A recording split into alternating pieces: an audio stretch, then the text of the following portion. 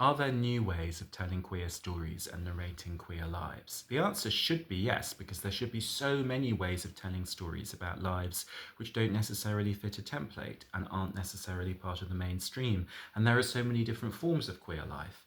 But the ones that we keep getting from Hollywood tend to be the ones about tragedy, loss, privation, and silence. Here's another one. It's the history of sound.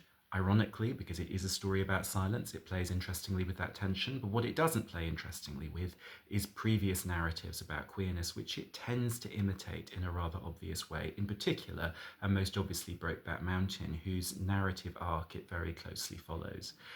I thought through part of it that I must be watching a real life story. I looked it up and found it's not one. The reason I thought that was that no one would design a narrative arc this close to that of Brokeback Mountain without having to alter it, unless they were being faithful to some historical fact.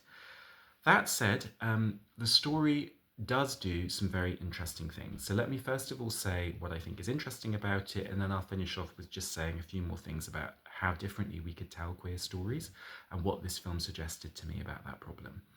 What it does do really well is it tells the story of these two men who fall in love because they are out on the road listening to folk song and trying to collect a kind of American songbook of folk song. And they're doing that with the new device of the Edison recorder. So people are singing into this device that they don't understand. Their voices are being captured. It's a very rich idea, and it involves an awful lot of politics. And this is one aspect of that politics is the queer politics of a life that's lived in a sense on the other side of music, on the other side of sound, in silence, in one very, very moving scene. Rather than discuss their relationship, the Josh O'Connor character encourages the Paul Mescal character simply to touch his neck while he hums, which is the exercise that Paul Mescal has done with some of these people in these villages and townships to explain to them what it is that they're recording, the kind of vibration. And this idea that the vibration is all that they can share because there are no words, they can't turn that vibration into actual language. That is beautifully captured by both actors in that moment and by the script. So we are getting a history of silence, in effect, from the film, and I think that works extremely well. As the film goes on, emotional force accrues in a way that I think is actually a wonderful contrast with Mescal's other film of the year, Hamnet, which kind of hits you in the face with the emotion and extorts it from you and won't allow you not to get upset. Whereas this film has the courage to be a bit subtler and a bit slower. At first, you're not quite sure how you feel about these characters. By two-thirds of the way through, very small things, and this script is consists of an awful lot of very small things, do start to set you off. You really get a sense of how tiny moments in a life can send that life flying off in the wrong direction, and you feel that for these characters. So in that sense, it's a more grown-up film than Hamnet. It's also a film about grief starring Paul Mescal, so I can't help comparing them, but it is the more grown-up of the two in that it doesn't need to force its effects, and it allows horror to be a small yet intimate thing that can really destroy a life, but for which there isn't necessarily a theatrical language. And I thought that was very impressive. On the other hand, I think it has two difficulties. One is that it's really not sure what it's about. That is to say, is this going to be about queerness, or is this going to be about the folk song and the history of the folk song in America, and how do these two things connect?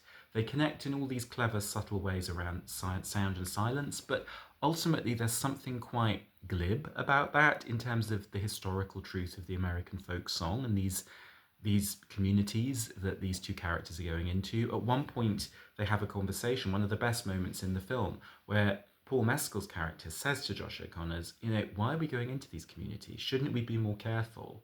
And he's almost implying we're extracting something, quite literally, the sound from these communities. Shouldn't we be thinking about the ethics of that?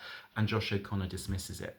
Even behind that, there's shell shock in the First World War because one of the characters goes to war and has come back changed. So in other words, there's an awful lot of political and social material floating around the edges of this film, which then has to be balanced against or connected to the central character's relationship and the problem they're having there to do with queerness. This is exactly the dynamic that Oliver Hermanus, I hope I'm pronouncing his name right, is so good at in his earlier films like Moffie, where he was able simultaneously to capture some of the horrors of the system of apartheid and how that might work out in terms of lived masculinity in a queer life. He was able to do both those things.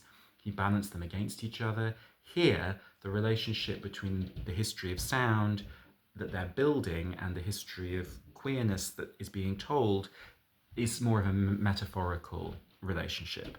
In other words, both queerness and music end up feeling a little bit like decoration. They never really feel like theme. They never really feel fully explored. And that brings me on to the second problem, which is I think this film does not have an original answer to the question I started with. How do you tell a queer life? I think it's very difficult to know what to do with histories which so often run into self denial, disavowal, or silence, or illness, or death, as in later stories.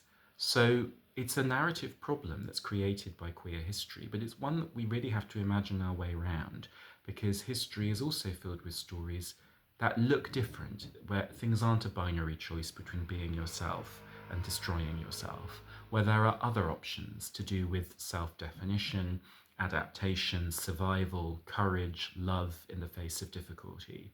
And I would love to see more of those stories.